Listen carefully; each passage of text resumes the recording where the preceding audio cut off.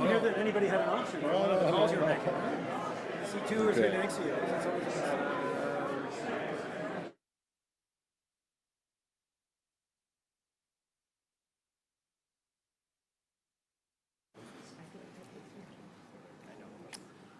All right, good afternoon. As I see, we have everyone up here. For those who I haven't had a chance to meet yet, my name is John McKenzie. It's my privilege to host you here today as the CEO of the TMX. And it is my thrill to see so many people in the site today, which I'm pretty sure is beyond our fire code, but we're going to leave that because we do have our landlord here as well to take care of it if we're offside. We're thrilled to have you here. Happy to welcome the Premier, Premier Ford, ministers, members of Parliament. Join us here. It's such an honor for the TMX to be able to host this important event. And it's the right place to do it. You know, TMX Group occupies a very unique position in the center of our capital markets as the owner and operator of our historical exchanges, the Toronto Stock Exchange, the Montreal Exchange, and our public venture market, the TSX Venture Exchange. We very much are the heart of the capital markets in Canada. And we have an outstanding track record together of helping visionary entrepreneurs throughout the country and businesses push industries forward and fund game-changing innovations like what we're talking about today. We have a very proud history that dates back to more than 173 years.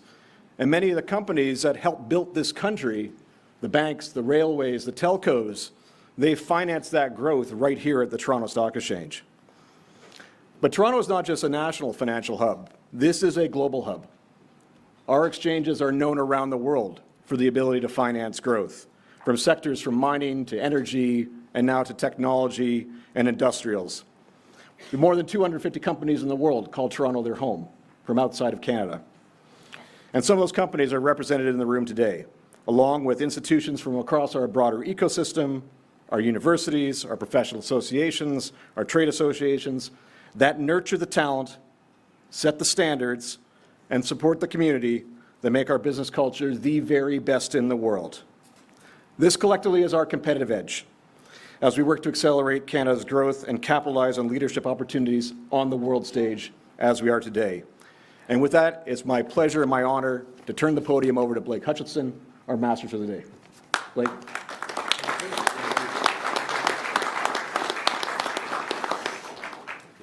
So good afternoon, everyone, and a sincere welcome. My apologies once for the body language looking this way. I'm told we're supposed to pay attention. It's not my habit, by the way, to pay attention to the press, but I have to today.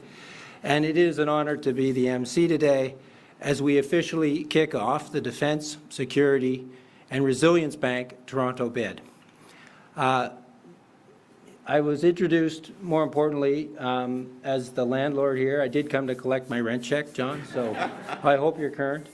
And my day job is I'm the CEO of OMERS Pension Plan, one of the Maple 8 that are known around the world. And just a little bit on OMERS. I work for 650,000 hardworking Ontarians that operate out of 444 municipalities. And when we do well, we've averaged about 8.5% in the last 5 years. Our communities do well, and 1 out of 11 households in the province of Ontario benefit from that good work, investing roughly $150 billion of their money on their behalf. And much of our portfolio, before I'm asked, usually from the people behind me, is indeed in Canada and is indeed in Ontario. For example, we own 50% of Bruce Power. It's our largest single investment in the world. We own Terranet, which is Ontario's land registry system. We own 15 office buildings within a few blocks of this one, including this block. They are, by the way, the best 15 in the city, in case anyone needs a tenancy. Cadillac Fairview, I hope you're listening. We own Yorkdale Shopping Centre, Square One, Scarborough Town Centre, a piece of the Raptors, the Leafs, etc. So we are so committed to this province. Increasingly, we feel this province is moving in the right direction, and we want to invest more in this province, and we want to invest more in this country. In my experience, I haven't seen an environment where there are more opportunities, both here and across Canada. And I would even say on this occasion, as the Defence Bank comes our way, we will look very seriously at more defence investment that can benefit the country, can benefit our stakeholders, on a very considered basis as we go forward. Turning to this topic, in my view, the Global Defence Bank, hosted here in Canada, is a game changer for our nation, and appropriate given our congenial and reliable partnership nature, strategic middle power status, and renewed commitment to our defence obligations, global leadership in banking and pension plan investment, proximity and access to our powerful democratic capitalist friends and allies to the south, and deep skills in finance, manufacturing, AI, technical support, accounting, law, the list goes on, particularly here in Toronto. And as a community, we have a massive competitive advantage, in my view, and an opportunity, so let's try to translate this dream into reality. I won't say anything more. You're going to hear from a lot of great Ontarians and Canadians. 5 distinguished speakers will address this topic better than I can. There were no dress rehearsals, so you may be as surprised what comes out of this collective as I am. But I have a feeling that you're in for an important and historic message today at a critical time for Canada, for Ontario, and indeed Toronto. Our first speaker is Rod Phillips, Toronto Global Board Chair. He is a great Canadian business mind, community leader, and former politician. In addition to his role at Toronto Global, he's Vice Chair of Canaccord Genuity and serves on the board of Acon Group and Petal Health. In 2018, he was elected as an MPP to represent Ajax and served ably as Ontario's Minister of Finance, Long-Term Care, and the Environment, Conservation and Parks. And if everybody would please welcome Rod Phillips.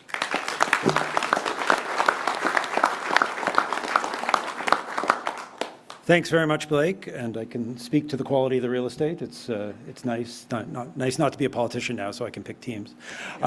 Premier Ford, Minister Bethlenfalvy, Mayor Chow, Chair Dzerowicz, Kevin Reid, President of the Defence and Security Resilience Bank, distinguished guests, including 2 of my former cabinet colleagues, Minister Lecce and Minister Rickford, friends, business, labour, academic leaders, members of the defence community. We really appreciate you being here with us today. John, thank you for hosting us with your team here today, here at the heart of the Business and Finance Centre of Canada and one of the leading financial centres in the world, the TSX, which is right here in the GTA and right here in Toronto. And that is really the point. Our security environment is changing quickly. Democracies are modernizing, hardening critical infrastructure, and responding to cyber threats while supply chains remain under pressure. In that context, finance is not a back-office function. It is a strategic capability. Now, as a recognized global financial centre, we know that and we live that every day in Toronto. And that's why, as the Chair of Toronto Global, I'm very proud to stand with our partners, the Government of Ontario and the City of Toronto, as we launch our bid to host the Defence, Security and Resilience Bank. Now, the DSRB is being designed as a multilateral lender modeled on other global development banks, but focused on defence, security, and resilience. It will mobilize public and private capital, providing long-term credit and liquidity to suppliers of all sizes, and make multinational procurement faster and more predictable. Now, we should be very clear about one thing. For Toronto, Ontario, and Canada, hosting the DSRB would be transformative. It will create thousands of high-paying jobs in security, finance and technology, while strengthening the ecosystem of companies and researchers building the technologies that keep our world safe. And Toronto is the right place for this institution to launch with immediate credibility. A bank like this depends on deep capital markets, trusted links to other financial capitals, sophisticated institutional investors, and a stable, rules-based environment. Toronto is Canada's financial capital and a leading financial centre in North America. Home to all 5 of Canada's major banks, more than 40 foreign banks, our major pension funds and insurance companies, all of whom are very well represented at the most senior levels here with us today. Across the Toronto region and in the broader Ontario corridor, we see leaders in aerospace, AI, cybersecurity, quantum, robotics, and advanced manufacturing. Toronto is connected, and Toronto is also connected to the world. Pearson Airport offers direct access to 200 destinations, and our 107 consular missions make the city a natural place to convene allies, investors, and partners. Toronto is recognized internationally for its cultural, religious, and linguistic diversity and tolerance. the ideal home in this country for a vital global defense institution like the Defense, Security and Resilience Bank. Now, I'm very optimistic that with all the work of this team, all the people in the room and the teams behind us, and under the leadership of our Premier, his team, and the Mayor and her team, we will make the point that Toronto is the best choice for Canada to secure this important asset. At Toronto Global, we help the GTA win world-class investments, and we are ready to support this bid and ready to welcome the DSRB to Toronto. Thank you very much.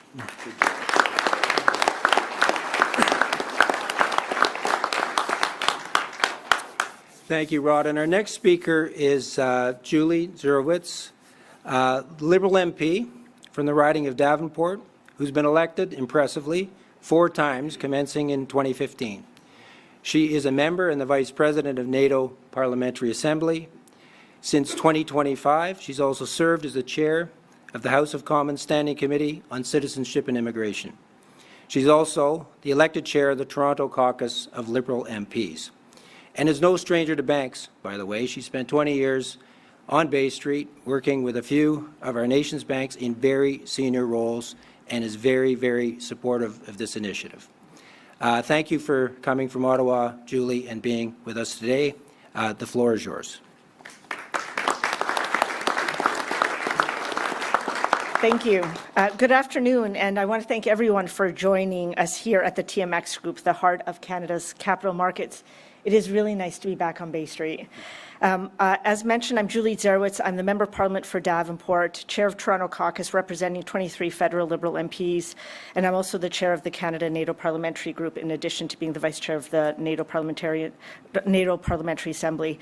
I do want to recognize a number of my colleagues who are in this room, and so I want to just give out a shout out to Chi Nguyen, MP for Spadina Fort York, James Maloney, MP for Etobicoke Lakeshore, Maggie Chi, MP for Don Valley North, Karim Bardizi, MP for Tai Akan, Parkdale High Park, Shima Akan, MP for Oakville North, and Ali Ihassi, the MP for Willowdale. While I only mentioned a subgroup of the 23 members, I want everybody to know that we are fully supportive of this very important initiative that we're talking about today.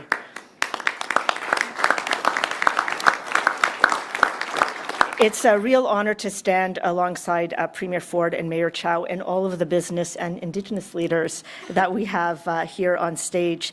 And I'm here to make a very bold statement. Toronto should be home of the Defense, Security and Resilience Bank.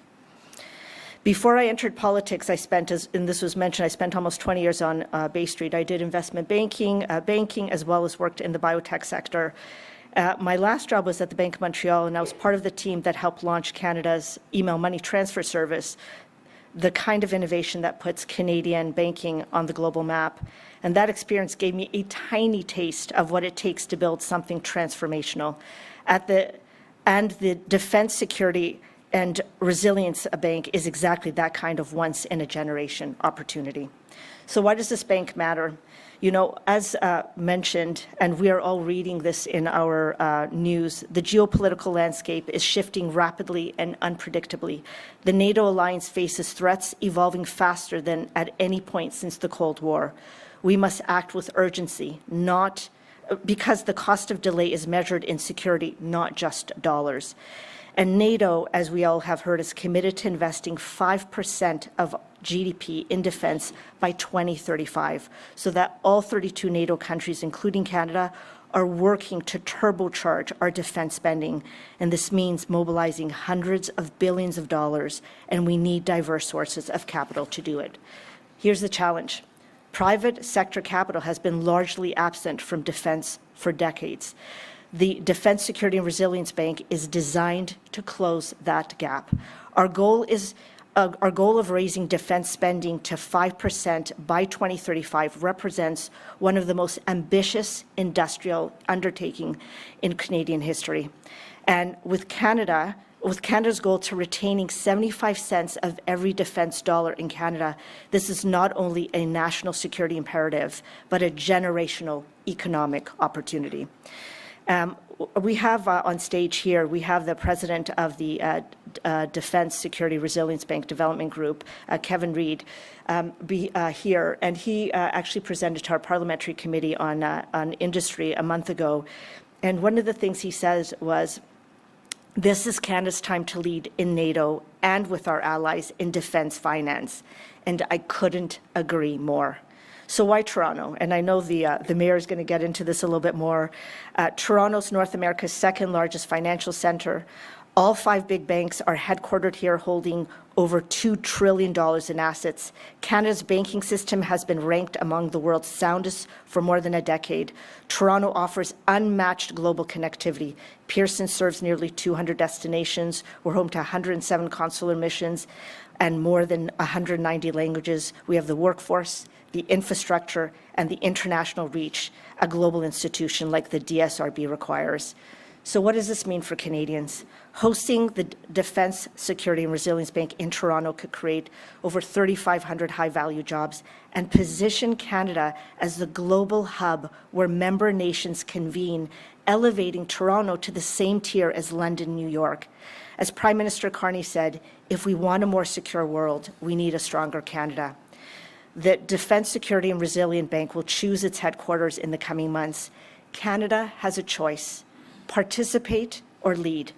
I believe Canada should lead, and I believe Toronto's ready. Thank you.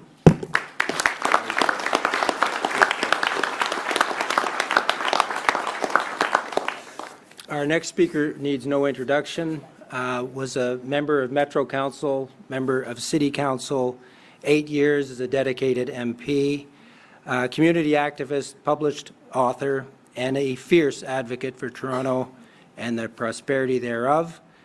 Please welcome Toronto's 66th Mayor, Olivia Chow.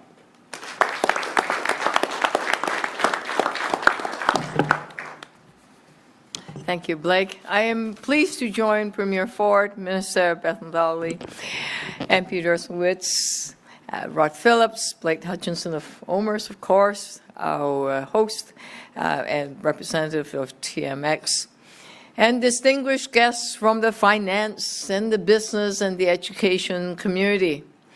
When I heard Canada was being considered for this bank, I thought there's no better location than Canada's financial capital, the beating heart of our country's financial industry, right here in Toronto. It is a natural fit. We're the nation's banking headquarters. All of the big 5 banks have their headquarters here, along with major pension funds like OMERS, and I wouldn't mention others. Yes. And numerous international financial institutions. Toronto is the second largest financial center in North America by number of jobs and skilled workers. Our talent pipeline is exceptional. Toronto's diversity of talent is unmatched. People from around the world come here, bring their skills, their expertise, and their experience, and their connection, and they attend the world-class colleges and universities located right here in this city. In fact, all the presidents are right here also today. The result is a prospering workshop ready to support the DSRB with specialized skills in areas such as risk, structured finance, AI, cybersecurity, data, and policy.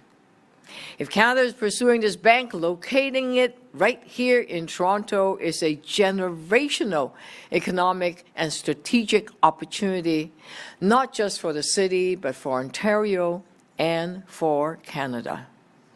The Toronto headquarters, connected to a national network, make sure that workers, firms, and our financial sector across the country benefit from this global institution.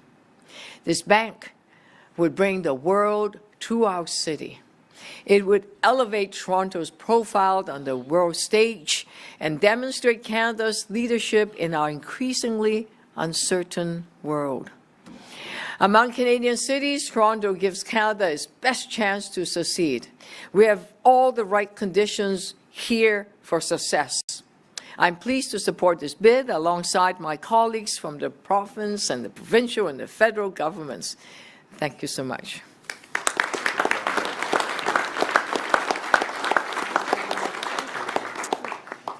Our next speaker is the MPP from Pickering-Uxbridge, Peter Bethlenfalvy. I've watched Peter go for many decades now. He had a very successful career, was at one time president and CEO of TD Securities, also co-president of the bond rating agency DBRS. He became an MPP in 2018 and was immediately rewarded as president of the Treasury Board. In 2020, he became the Minister of Finance and has navigated our provincial ship unflappably and well through some rocky and turbulent waters ever since. Please help welcome Minister Bethlenfalvy. Well, thank you. Thank you, merci beaucoup. Thank you, and good afternoon, everyone. Great job, Blake. You're doing a fantastic job, and you're the owner of this building, so I'm going to be nice to you just for now. John McKenzie at TMX, there you are. This is the largest stock exchange in Canada, but it's also the third largest stock exchange in North America. This is a global stock environment for companies to grow and prosper. Rod Phillips, where you're there, chair of Toronto Global, so many more things than that. A great and trusted colleague when he was in caucus and cabinet. Thank you for your leadership on this great initiative. Julie Dzerowicz, thank you for coming here, leading the charge, being the caucus chair for Toronto, but you do so much more, and with your background, remarkable. And it's great to stand here. If you think about, forget about party lines, you're wearing blue, that's good. I don't see any red over there, and I'm wearing blue, but I think this is not a partisan effort, and this proves that with the support of the federal government, the support of our great mayor, this is a Team Ontario approach. And of course, Blake will introduce the great Premier of Ontario, Doug Ford, who is actually the champion here, pitching Toronto. You'll hear from him in a second, and for not just Ontario, but for all of Canada. I want to thank Giles Gerson, who couldn't be here today. He made sure that I gave him a shout-out from the Toronto Regional Board of Trade, and he's worked tirelessly to promote Toronto as a world-class destination. I want to also recognize my colleagues who are here, Mr. Lecce, Mr. Quinn, and Mr. Rickford. Folks, these folks are working around the clock as well to build Ontario and make Canada the great nation that it is. I thank them for their friendship and their work tirelessly. You know, Toronto, Ontario, Canada must and will have the home headquarters for the Defence, Security and Resilience Bank because it's an imperative. Around the globe, countries are adapting to new geopolitical risks and economic realities. And Ontario, Canada's industrial and financial heartland, is not immune to these shifting times. The world has changed. Time and time again, our province has faced moments of change, and we've always emerged stronger.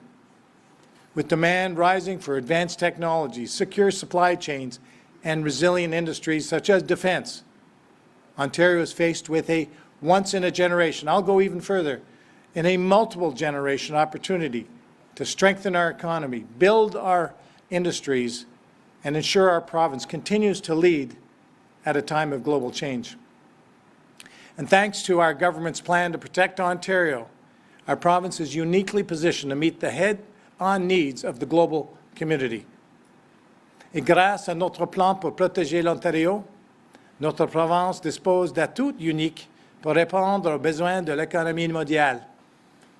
As the capital of our great province and one of the largest cities in the world, Toronto presents unparalleled opportunities to deepen Ontario and Canada's global connections, help attract new investments, and create even more opportunities for financial collaboration and innovation. We are at the heart of a global financial network, one that is increasingly focused on financing the high-growth industries of tomorrow. And Toronto combines Canada's largest finance sector and tech workforce with our global leadership in artificial intelligence, cybersecurity, and advanced manufacturing to shape the future of global finance and technology and redefine what's possible in economic leadership.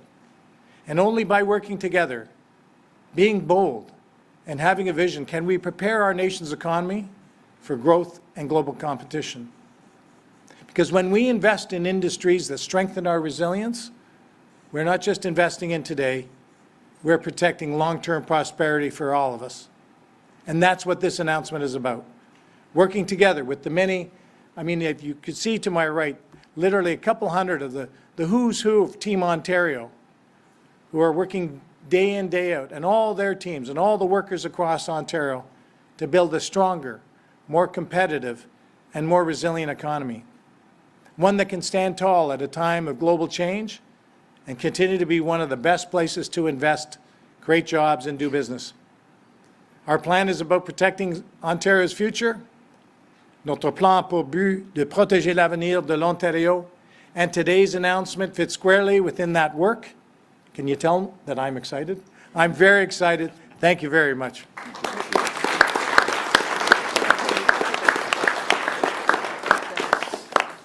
So our final speaker comes from a family, and I think, Minister, you used the word multi-generational, who has, in multi-generations, enriched the fabric of the city and the province through tireless elected office, frankly, for now 3 generations, and I think counting.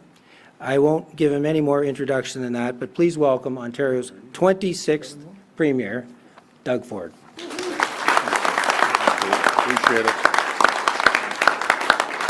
Well, first of all, good afternoon, everyone. You know, I've done a lot of talks and speeches over the last close to 8 years. I've never seen a room that is a powerhouse like this room.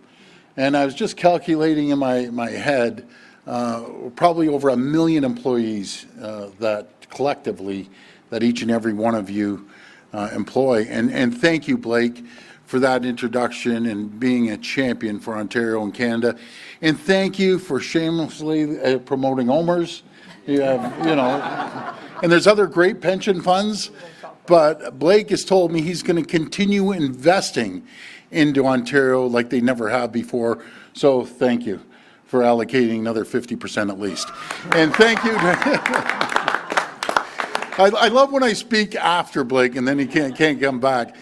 But I also want to thank John and the TMX for hosting us today. What a great backdrop, and thank you for that, John. It's great to be here alongside Minister Bethlenfalvy. Nothing's better than having 2 finance ministers in the room, my former finance minister and my existing finance minister. And nothing else is better than when the screen goes blank on you and you have to ad lib. And that's happened before. Now, as my colleagues know, as soon as I start adding lib, we're all in big trouble. So, anyways, we also have Ministers Bethlenfalvy, Quinn, Rickford, Sakaria, and Lecce. They all have very important portfolios. Mayor Chow, thank you. I appreciate our partnership, how quickly we can get together. Julie, we heard from you. On a moment of a quick phone call a few days ago, when I called Julie and I called a couple of her colleagues, everything pulled together. And that's why I always say, I don't care about political stripes. When it comes to protecting Ontario, protecting Canada, we're all Team Canada as a group. So thank you, Julie.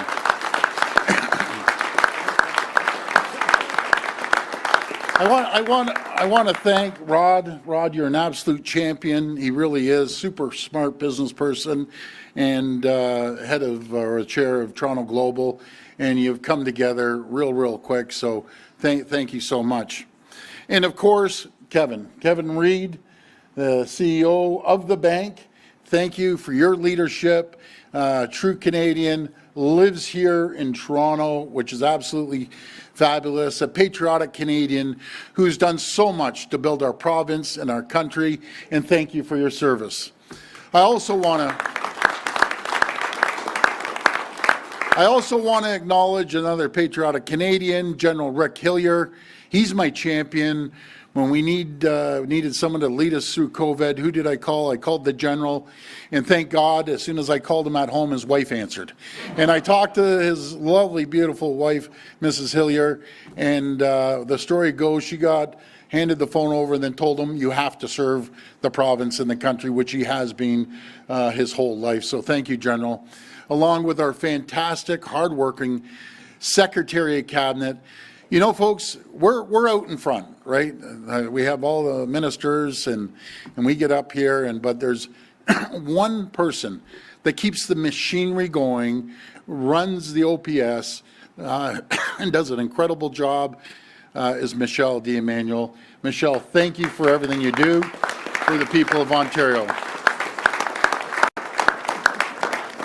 Now, there's a couple great people that are out always selling Ontario, selling Toronto, and I want to acknowledge Minister Vic Fedeli that flies around the world and always promoting Ontario, and Councillor Shelley Carroll. Mayor, I understand she's over in Europe selling Toronto as well and selling, making sure that we get this bank, who couldn't be here today, but who are absolute champions in creating jobs in Toronto and in Ontario.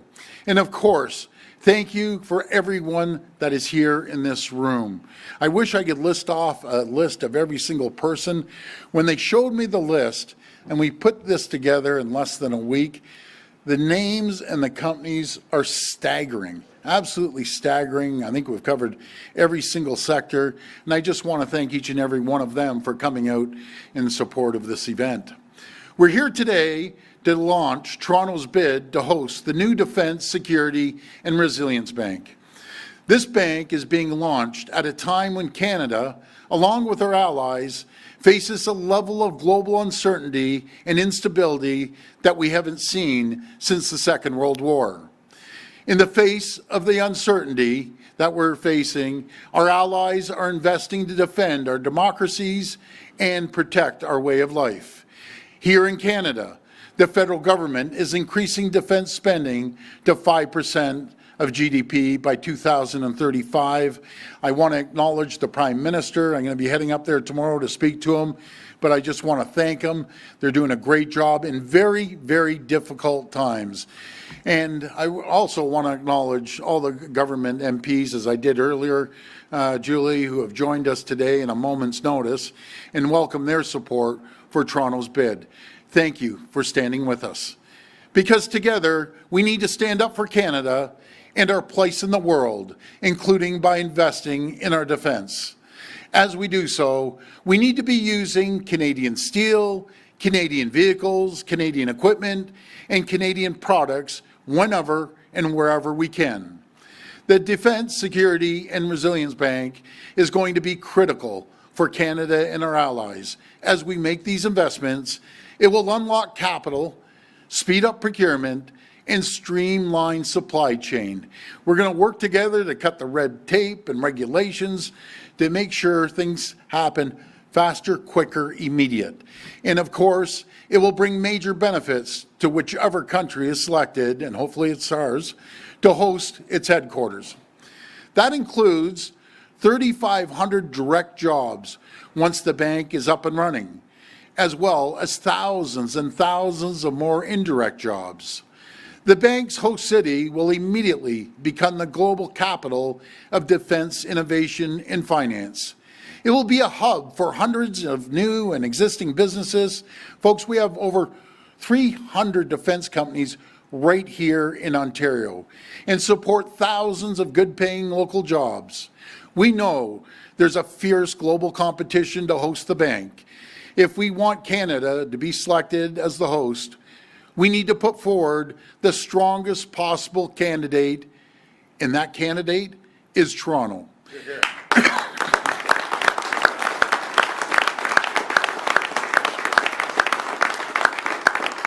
Toronto and Ontario have everything the bank needs to succeed. And I can see that here, right in this room, which is an absolute powerhouse of companies and people. We have representatives from our banking and financial service sectors, which is the largest in Canada and second largest in all of North America. We have representatives from pension funds, and you've heard all about OMERS already for about 10 minutes, and other pension funds as well, largest accounting firms in the entire country, largest law firms in the entire country, largest telecommunications companies and transportation companies in the entire country, some of the largest in the entire world. We have partners partners from First Nations communities, and I want to recognize a good friend of mine. She's my champion. That's Grand Chief Linda. I don't know, Linda, where are you there? Oh, there you are, right there. Okay. Okay. I got a call from Linda, and I don't think you mind me saying that your son is our hero. He's part of our Canadian military. The other night, he went to help some people. He was in full uniform, and they attacked him and stabbed him. So I just want to say our prayers are with him, our thoughts, and we're so proud of him too.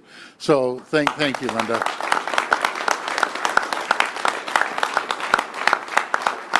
We have decades of experience in manufacturing and growing defense research and manufacturing sector that will support the bank's mission. We have our thriving tech sector, which is the second largest on the continent. We have incredible work class. We have the best universities, and a lot of them are right here, universities and colleges, including some of the top research institutions on the entire planet.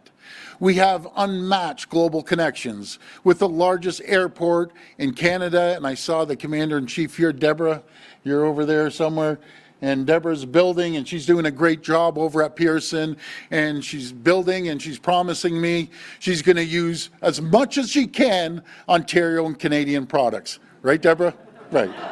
Okay, so serving hundreds of destinations, including the major American cities like New York and Washington, D.C., we have more than 107 consular offices right here in Greater Toronto area, including many of the allies that are supporting the bank. And we're known across the globe as one of the most welcoming, diverse, politically stable places on the planet, with more than 110 nationalities and nearly 200 languages represented right here in the region. But above all, we have a world-class workforce. So I know when Shelley's out there and Vic's traveling around the world and he comes back, the number one selling feature are the quality of the people. We have the talent that no one else has in the entire world. We're graduating over 85,000 STEM graduates every single year out of our incredible universities and colleges. So thank you for the leadership that's here today. That is second to none, and that can support the bank's mission from day one. When I look around this room and I see the incredible support Toronto's bid has from every part of the province, and I know we have everything we need right here to make the bank a success. But to win that opportunity, we need everybody in this room and across the province coming together as Team Ontario and Team Canada to support Toronto's bid. For our part, the province will do everything we can. We've already begun the process of finding office space that could be an interim home for the bank, and we will also work with the bank to find a permanent home here in Toronto. Imagine this, Mayor.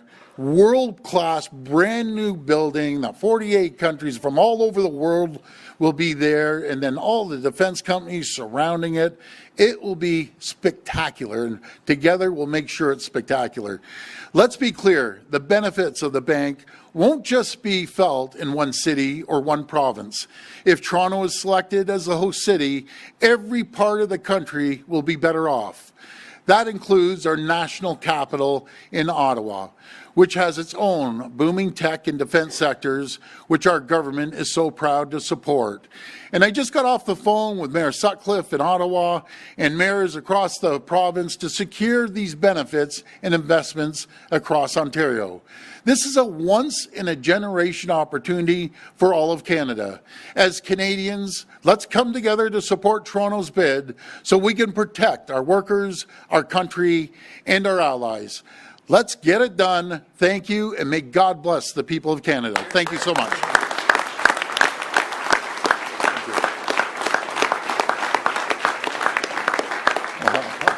I didn't think you had the last word. Oh, boy. He didn't think I had the last word. And notwithstanding what you may hear, Premier, that wasn't the landlord that turned off your screen this time. We actually called a little bit of an audible. We do, because we have Kevin Reid here, who is a great Canadian, by the way, and been given an opportunity to stand this bank up in this country. With his permission, if you wouldn't mind your indulgence, we'll just walk him on to say a few words, and then we'll open it up for Q&A. Thank you, Blake. It's hard to come after the Premier. Not sure exactly how I position this, but thank you. Premier, ministers, MPs, MPPs, Mayor Chow, executives from industry and executives from our academic profession. Thanks to John, the CEO of TSX. You summed it up very well. This is the foundation of our capital formation for Canada. And so 170 plus years of history embedded in this institution. I might highlight a couple things here, John. I was a co-founder of Equity Transfer and Trust Company.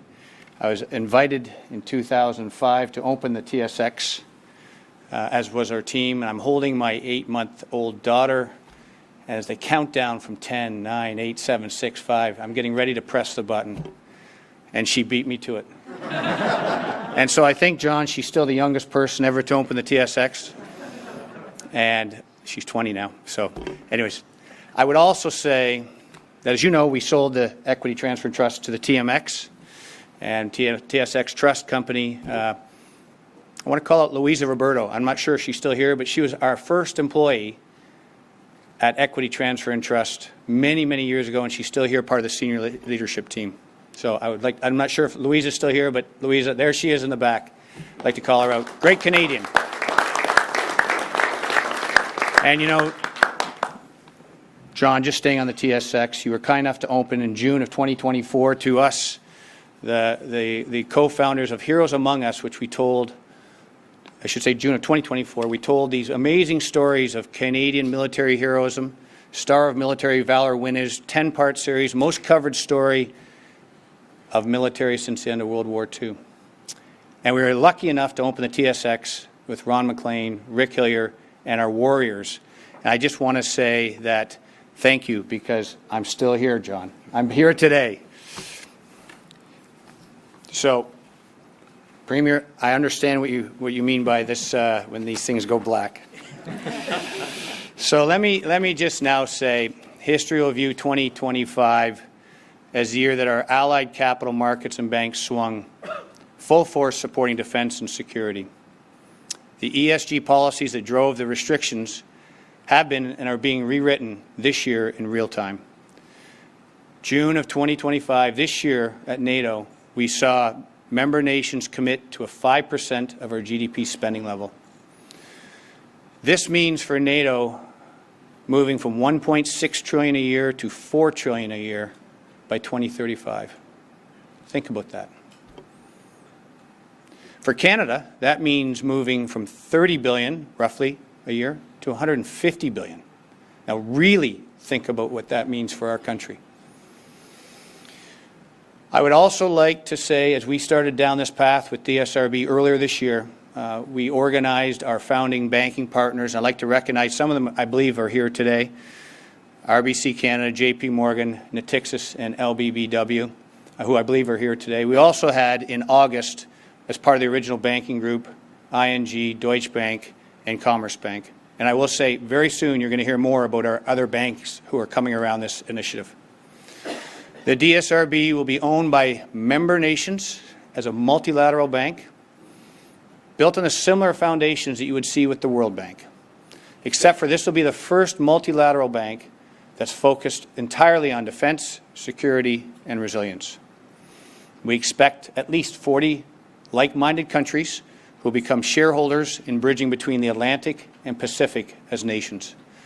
The bank, when fully operationalized, will have $100 billion of equity, AAA rated, we hope, raising another $500 to $600 billion of private sector capital money in the debt markets.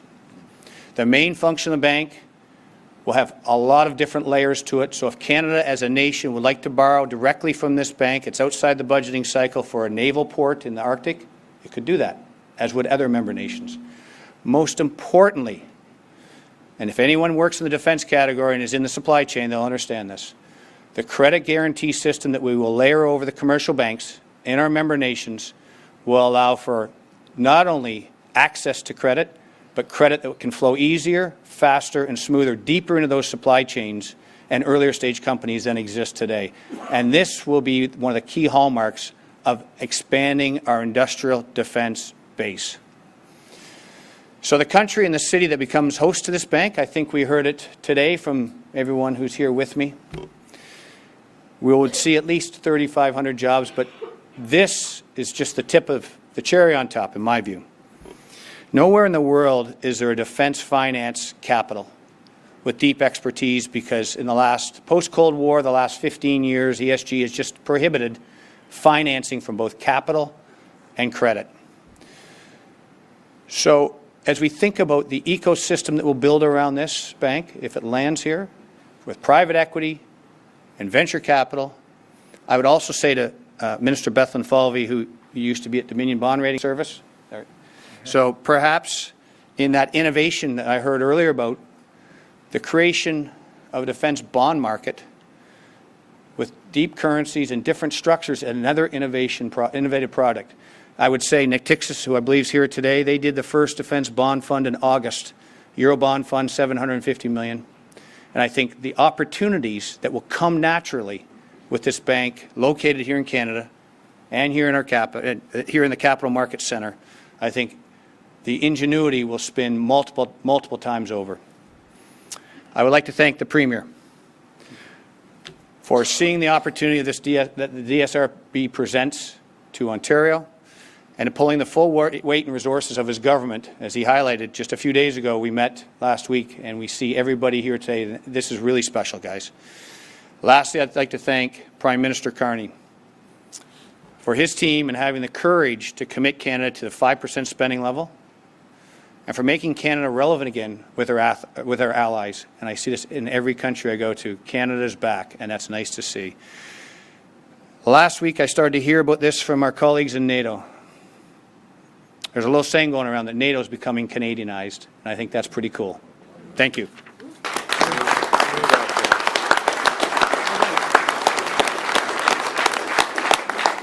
We will now take questions from the media. Media present can line up behind me and ask their questions through the microphone. As a friendly reminder, the format is one question and one follow-up. Please state your name and your outlet before your question. Hi, Marion Birubé from Radio-Canada. My question is for Premier Ford. Ottawa also expressed its interest in hosting the bank. As the Premier of Ontario, what do you have to say to some people of Ottawa who might be disappointed to see you support Toronto instead of the region of Ottawa? Well, I had a great conversation with Mayor Sutcliffe. I'm going to be up there paying a visit tomorrow. It's going to benefit Ottawa. They have a great tech sector, over 700 companies in Ottawa, and everyone's going to benefit. It's not just about Toronto, it's about everyone in Ontario and across the country benefiting if we're able to land this bank. Thank you. And my other question is for Minister Bethlenfalvy in French. If you could answer in French, so I'll ask it. En fait, la banque, il y a bien des Canadiens aujourd'hui qui ont peut-être jamais entendu parler de cette banque-là auparavant. C'est quoi vos arguments, disons, pour concrètement, qu'est-ce que ça va changer dans la vie des Canadiens, le fait d'avoir cette banque-là à Toronto, mis à part les emplois, disons que je pense que c'est difficile un peu de rallier les gens à un projet que la plupart ont peut-être jamais entendu parler aujourd'hui. Donc, quel impact ça peut avoir dans leur vie de tous les jours? C'est une occasion, une opportunité incroyable pour les travailleurs, les travailleuses ici, pas seulement en Ontario, mais partout, tout le Canada. Il y a beaucoup des emplois dans comme des choses dans la technologie, dans les processus pour manufacturing. Il y a beaucoup de travail, pas seulement pour les banques, soit que parmi tous les emplois, il y a beaucoup d'un écosystème ici, pas seulement à Toronto, mais parmi tout Ontario, mais aussi partout le Canada. Alors, ça, c'est la meilleure place pour le headquarters ici à Toronto, mais ça va augmenter tous les emplois partout au Canada. Mais In English, I ask, how can this change the life of Canadians, this bank, concretely? So if you can answer to. This is an incredible opportunity, not just for Toronto, and the headquarters absolutely should be. I think it's very clear, Premier, you made the case phenomenally. The Prime Minister has been a great supporter of putting this bank in Canada. This is not just an opportunity for the bankers and the ecosystem, the accountants, the lawyers, the consulting firms, IT, risk managers, cybersecurity, but for manufacturing jobs right across the province and right across the country. This isn't just about Toronto. This is about the whole country. And I think this is, as was, I think, well put by many of our colleagues here today, an opportunity for Canada to regain its place as a full-throated member of NATO, to do our part, and much like we did during World War II and beyond, that this will create opportunities. And the academic folks who are here too, they're a big part of it. So it's right through the whole chain of academia to our talent, to our capital, financial capital, right here in Toronto, to jobs right across Ontario and Canada. Hi, Pippa Norman from the Globe and Mail. Premier Ford, I have a question for you from my colleagues about tomorrow's announcement with the Prime Minister about fast-tracking projects. Does this mean that Ontario will no longer need to use its new powers to designate the road to the Ring of Fire a special economic zone? Well, we're working very closely, and you saw the last few announcements with our good friends in the First Nations community. And again, I want to thank Linda. I know you aren't as far as that, but you represent the largest First Nations community in the entire country. This is about bringing them prosperity, bringing Ontario prosperity, making sure that we work with the communities up there. And I'm going to pass it over to my Minister, Greg Rickford. He's leading the charge. He's done an incredible job. And Minister and Linda, you're both welcome to say a few words. Well, as Grand Chief whispered in my ears, this is about partnerships, but the agreements that we have put together over the last year have only been challenged by obligations to duplicative or redundant or additional regulations that the Ontario government, especially as the environmental assessments are being led by First Nations, have been confronted with. In short, it became very clear as full partners with First Nations that some effort had to be made to streamline these, that to live up to one project, one approval, a process that would facilitate and support work by First Nations in the environmental space and the development of world-class legacy infrastructure to access the Ring of Fire. These are common interests held by the First Nations communities and the province. It's good public policy. It need not be smothered in regulatory processes that just serve to make the development of this infrastructure and the penultimate goal of bringing the world its critical minerals longer than it should. That's all. Thank you. Hi, folks. Sean Jeffords from CBC Toronto. A question for MP DeBruzen, actually, about the Dzerowicz. The criteria here that is being used today. How is the federal government going to be deciding between Montreal and Toronto? I think that's a question for our Prime Minister.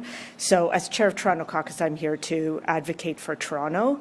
And I also believe that this is Canada's moment to lead on defence finance, and I believe that Toronto's uniquely positioned to win this bid. So that's what I would say to you. I do think ultimately, if Canada's selected as the country, I'm promoting Toronto, but it is the Prime Minister's decision. Thank you. Also, could you give us a sense of the timeline of when this decision will be made in Canada, but also more broadly internationally? I'm going to actually ask Kevin to come in and answer, so I think he's got a more specific answer than I do. Thank you. Yeah, thank you. So as we move into the next phase of the stand-up of the bank, it's going to be charter negotiations that we expect to start in early 2026. There will be about 12 anchor nations that are forming to negotiate the charter, the treaties, the governance, the capital structure, what will qualify for other nations that will want to join as shareholders.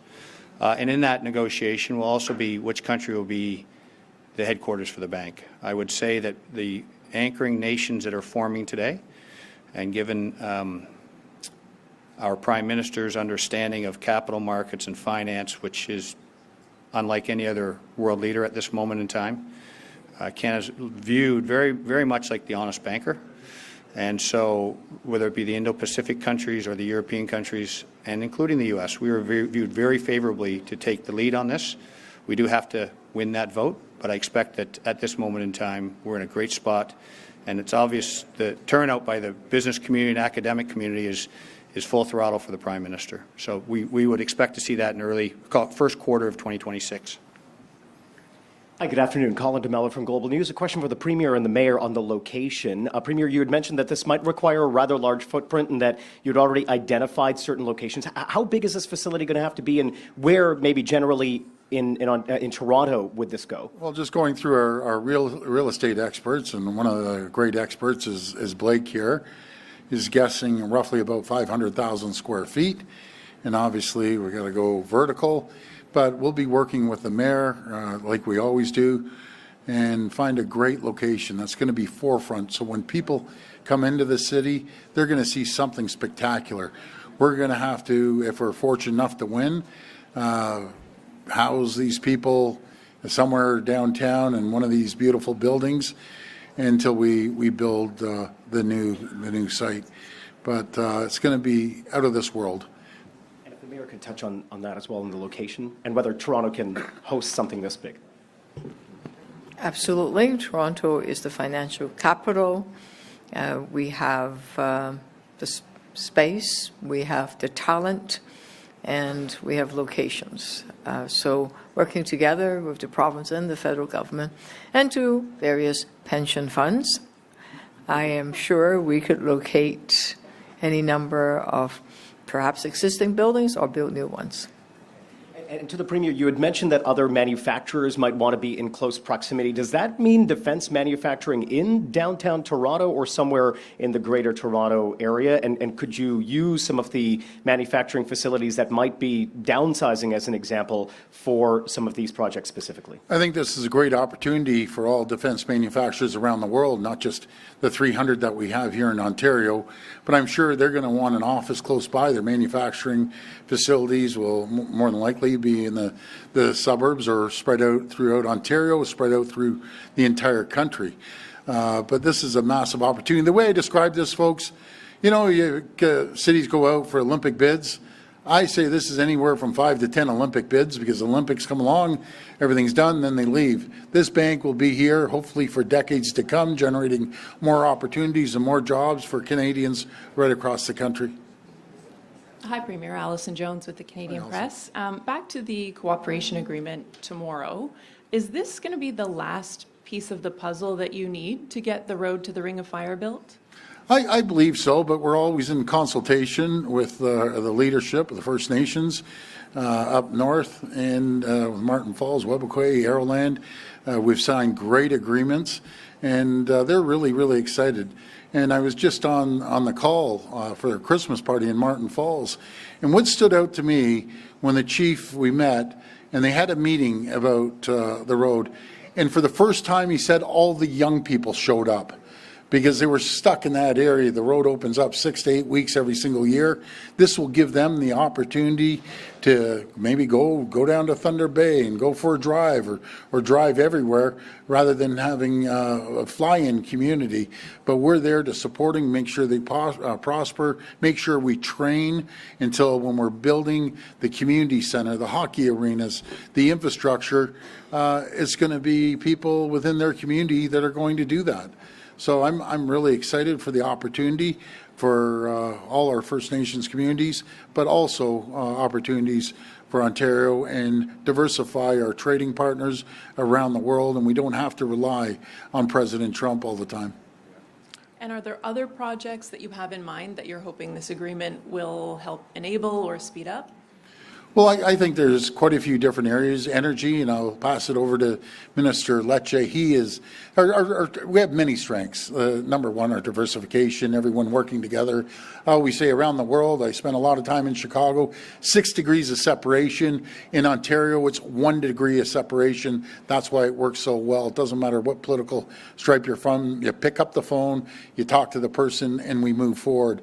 But what I'm hearing from around the world, from ambassadors, consul generals, our great neighbors, and I love our American friends south of the border, they want a couple things. They want to buy our critical minerals, which we have more than anywhere in the world, and PDAC, the mining conference, is the largest in the world, so we'll be seeing everyone from around the globe show up here. That's one. But our energy. We're leaders in the G7 when it comes to nuclear energy, no matter if it's building the SMRs or large-scale nuclear. But I'll pass it over to Minister Lecce, and he will tell you about what we're building, especially on the large scale and the SMRs. So the Premier has been saying for many months that we need to end the duplication and get on with building. And I think part of this agreement that he has landed is really about securing a path to delivering the roads and ultimately delivering prosperity and more self-reliance for Canada. In the room today, you have some of the largest mining and energy companies who are present rallying behind this bank and this city. And the reason why they are here is because there's an intersection of the flow of capital with access to developing our responsible resources, the most ethical resources on earth. So limiting duplication and moving with speed is in the national interest for every Canadian worker, for every Canadian who believes in democracy, human rights, and the rule of law, and the cleanest grid. Because the alternative, if it isn't us, it's China. It's other geopolitical adversaries who do not share our values. On the energy front, we're on the move. I mean, the world is fundamentally turning to Ontario. It was only weeks ago the government secured a deal to help administer 2 net new AP1000 technology in Bulgaria. It's our government that is supporting the nuclear refurbishment in Romania with Akin Realis CANDU technology. And of course, here at home, as the Premier mentioned, we are leading with the first SMR in the G7. We're not just building them in Ontario, we're helping to use our supply chain, 200 companies, tens of billions of dollars supporting Canadian businesses. The other thing that we're making a priority to the federal government is the desire or the need for them to double down on nuclear, which is a great Canadian industrial success story. And there is no path to self-reliance and energy security or to jobs unless we and the federal government work with us in good faith, as we've been doing to date, to support the delivery of large-scale nuclear in the province, which is estimated to add $200 billion to the national GDP. There is no project at scale in this nation that could add that type of job creation generationally for our children and grandchildren. So we look forward to them supporting us on this endeavour and, frankly, doubling down on the workers, on the unions who have backed this, on the environmental groups, and on the economic groups who have rallied behind the Premier's vision of building large-scale, generating the megawatts, and creating the jobs here at home. Hi, it's Siobhan Morris, CTV News. I'm wondering what you have sort of on your wish list or hopes and expectations for the First Minister's call tomorrow.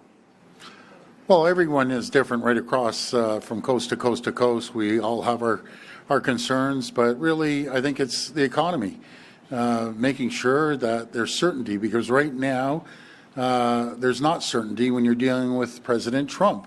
And that's just not Canada, that's the entire world. But again, we have to focus on diversifying our trade with other countries, which we're doing. The Prime Minister is doing a great job talking to other leaders around the world, making deals with other leaders. So that's what Ontario is going to focus on. We're going to focus on making sure that we do large-scale nuclear, like Minister Lecce said. Make sure we cut the red tape and the regulations till we get the shovels in the ground to get the minerals out of the ground.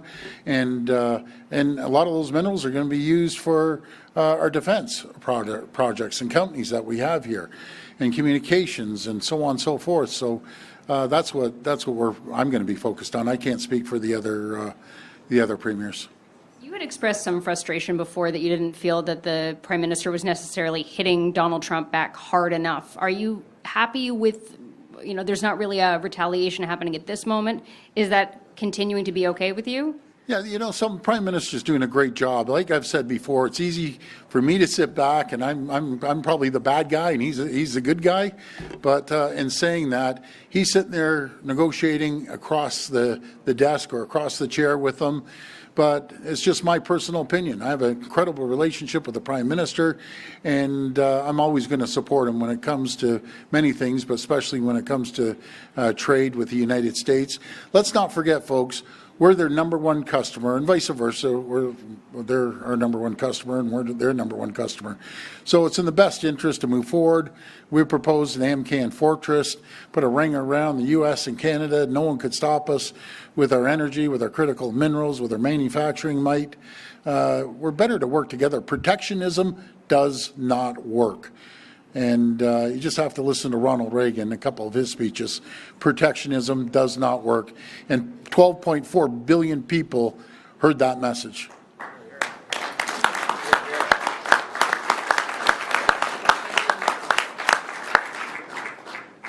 Hi, Premier Jack Howard from the Trillium. Hi, Jack. Given the feds are on board, obviously, with removing duplications, is there still a need for special economic zones in the Ring of Fire or elsewhere? Absolutely, because it moves things a lot quicker, and we have to cut out red tape and regulations. Every government, no matter if it's municipal, federal, or provincial, nothing gets in the way of progress more than red tape and regulations.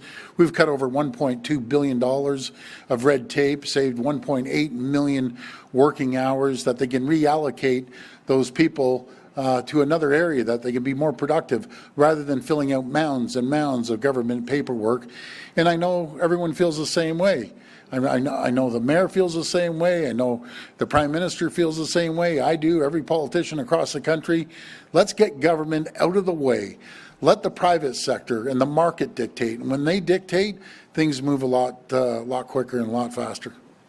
I also have to ask if anyone from the OPP has contacted your office, that of Minister Quinn or anyone else, any other ministers regarding the Keel investigation?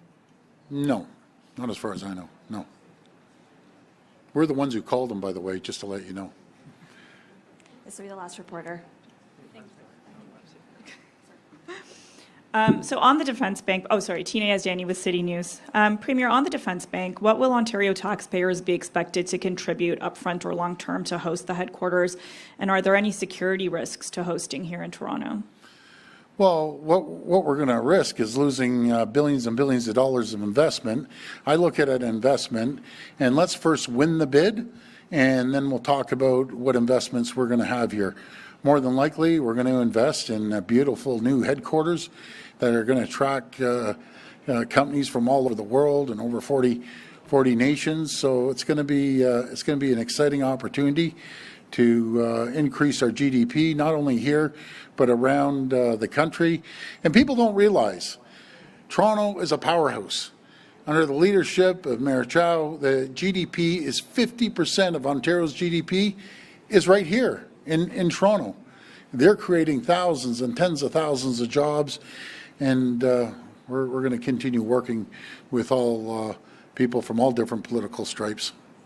And on an unrelated topic for my colleagues, Brampton's mayor is urging your government to take action as extortion-related crimes have increased dramatically in Peel Region. Will you commit to working with the federal government to establish a victim support fund? Well, we're already working with the federal government. I know the RCMP has a task force along with their OPP, along with Peel. I was talking to Chief Nish the other day.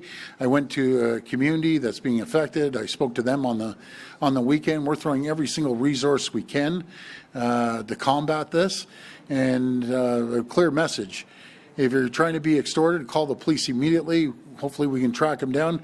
They've arrested a number of people, not just here, out in BC, but I have all the faith in the world in our RCMP, our OPP, and all regional police services that have a specific task force to go after these people that are trying to extort Ontarians. And actually, they're extorting where they can, everywhere across Canada. But they'll be in jail. We'll catch them. We're going to throw them in jail. This will be the last reporter. Hi, it's Rob Ferguson from Toronto Star. I'm going Rob. to let the Premier take a breather, and Mr. Reid's been over there patiently waiting. So can I just double check? You said first quarter next year for the decision on which country will host. So, and what are the 12 anchor nations voting on that, and who are the 12 anchor nations? Canada's one, I assume. Yeah, it's part of the charter negotiations, which is standard for any multilateral bank. There are some of those areas I covered: the charter, the treaties, the governance. One of them is which country will be the host nation. The other anchor nations, I would expect in early January there will be an announcement to come from the governments, all the governments. We're working through the schedule. We're working through the agenda for the charter negotiations.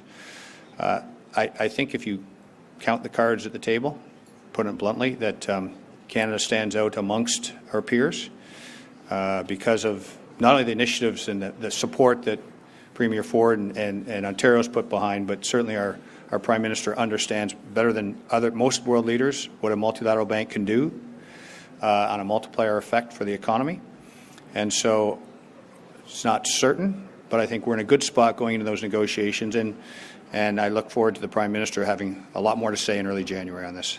All right, and what other major world cities are interested in this?